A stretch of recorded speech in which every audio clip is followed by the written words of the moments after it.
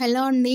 ఎంగిలిపుల్ల Bathukamma full video అయితే నిన్న మన యూట్యూబ్ ఛానల్‌లో అప్‌లోడ్ చేశాను. కానీ మేము బతుకమ్మ ఆడుకున్న వీడియో అయితే ఎడిటింగ్‌లో మిస్ అయిపోయింది.